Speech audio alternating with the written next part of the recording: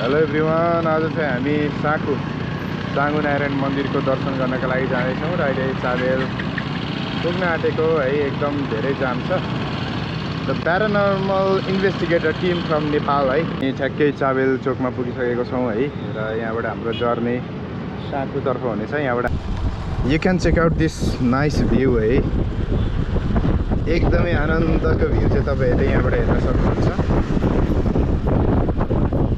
साँखु भन्ने ठाउँ हो, काठमाडौँ जिल्लामै पर्दछ यो ठाउँ। र यदि तपाईँहरू चाँगु नारायण मन्दिर आउनु भएको छ भने चाँगु नारायण मन्दिर पनि यही एरियामा पर्छ है त। Sankhu beautiful place. अरूभन्दा पनि यहाँको हावापानी चाहिँ एकदमै शान्त छ क्या। लाइक पूर्वको भेडेटार जस्तो ठाउँ हो नि त यो भनेको। त्यही भएर एकदमै हावापानीको हिसाबले चाहिँ एकदमै राम्रो लाग्यो हामीलाई चाहिँ। अनि हाम्रो प्यारानर्मल इन्भेस्टिगेटर अध्यक्षज्यूलाई चाहिँ कस्तो लाग्यो यो हाम्रो एक्सपर्टज्यूलाई? एकदम रमाइलो है ल, एकदमै छ, राम्रो छ होइन। You can check out this view है। So nice. आज चाहिँ हामी चाँगु नारायण मन्दिर आएर फर्किने क्रममा छौँ है। हामी जानुपर्ने तिनकुने र अलमोस्ट तिनकुने भनेको यहाँबाट कति किलोमिटर रहेछ है, एकचोटि सर्च गरेर हेरौँ। तिनकुने जानुपर्ने छ।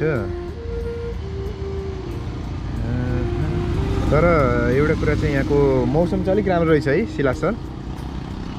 यहाँको मौसम चाहिँ कस्तो चिसो क्या, नेचरल एयर कन्डिसन टाइपको। उता अब हामी तिनकुने हो, हाम्रो चाहिँ तिनकुनेतिर चाहिँ एकदमै गर्मी हुन्छ होइन। उतातिर डे टाइममा भएर डे टाइममा चाहिँ साह्रै गर्मी हुन्छ क्या त्यो ठाउँहरू चाहिँ।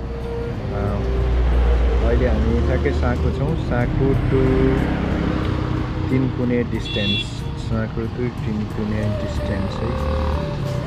साँखु टु तिनकुने डिस्टेन्स आम्बो 15.9 किलोमिटर रहेछ हो।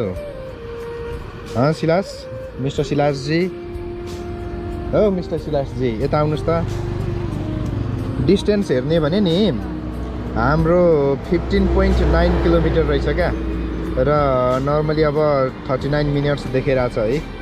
ल यो बोक्नुहोस् त फोन। हामीलाई चाहिँ अलमोस्ट निकै टाइम लाग्नेवाला छ है। हाम्रो बाइक पनि अब त्यति साह्रो कन्डिसनमा छैन। अब यहाँबाट चाहिँ हामीलाई ठ्याक्कै तिनकुने पुग्नका लागि चाहिँ 39 मिनट्स जति त नलाग्ला, र पनि टाढै छ है।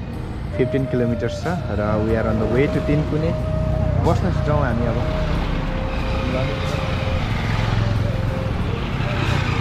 बस्नुहोस्, जाउँ। यो पारीको जङ्गलमा चाहिँ एक रात यसो बसे कस्तो आनन्द आउँथ्यो होला है। अब हामी त यसो प्यारानर्मल इन्भेस्टिगेसनको काम पनि गर्छौँ है।